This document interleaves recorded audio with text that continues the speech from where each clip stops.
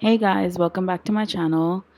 Hope you guys are doing well and hope you guys are safe and comfy. Welcome to today's build.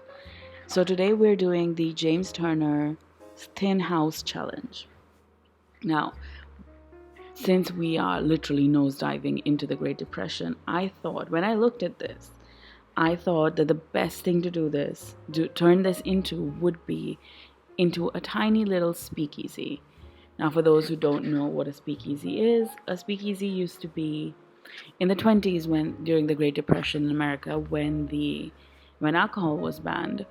There were bars that opened up, underground bars or hidden bars, hidden into seemingly unknowing places where you would never expect a bar to be, where liquor was sold freely and all forms of entertainment were available. That is pretty much what I decided to do today with this, because when I saw this little 3-tile space in between two houses, this is where I would assume that something like a speakeasy would be. Something non-suspecting in this very, very old neighborhood where nobody would expect there to be a bar or a club.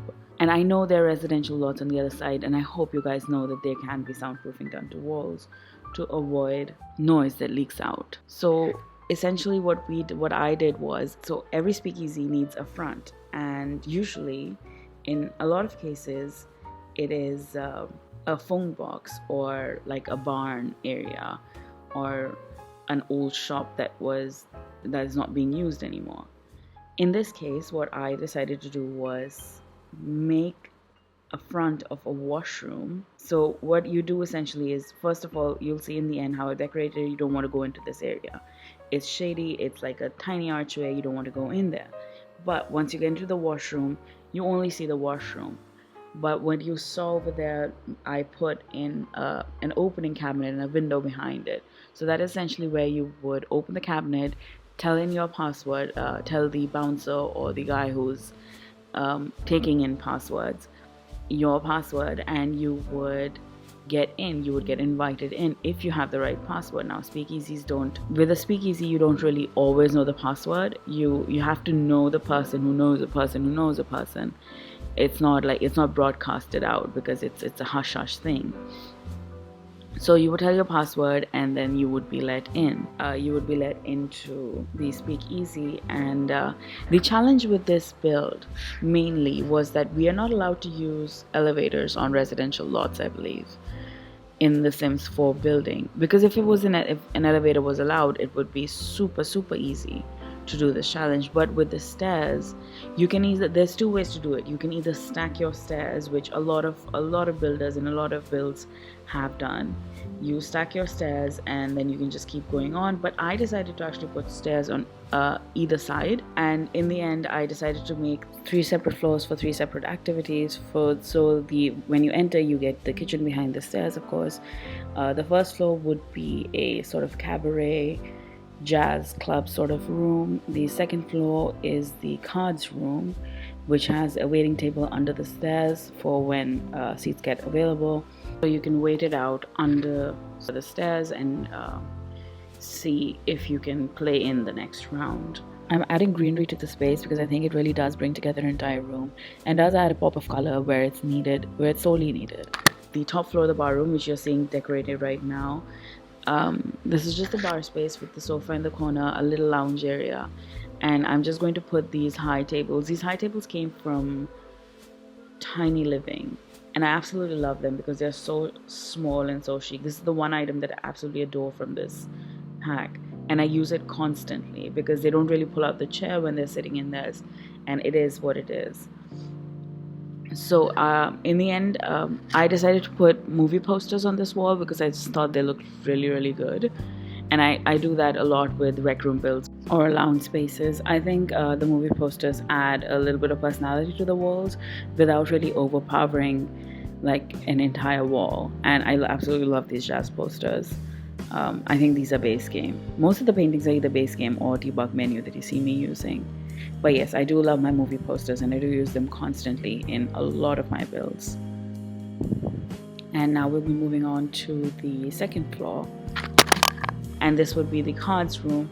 If I had stacked the stairs in this room, I could have had like a double area for cards over on the other side, and I will probably change the high chair from under the stairs to a cards table with just 2 chairs. And now we are coming down to the 3rd floor, or the 1st floor when you walk up, and this I thought of making like a little performance area. I initially, when you see me do the seating, I thought this would be like a nice performance area for people to come in and have like casual parties or just casual shows.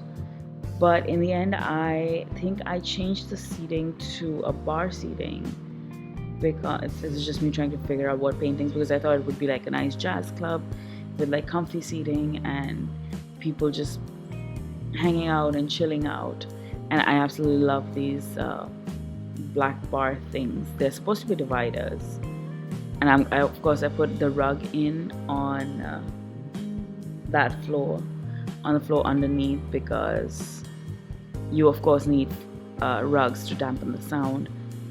Just adjusting the lighting a bit in on all the floors, using just the saucer base game light, which I love because it doesn't really get in the middle of gameplay. Okay, and I assume that you would need a kitchenette for when there are people actually there who want to eat something. I should have just swapped it out for a smaller fridge, because that would have been far more convenient. But of course I thought if you're serving, how many seatings do we have in here? 1, 2, 3.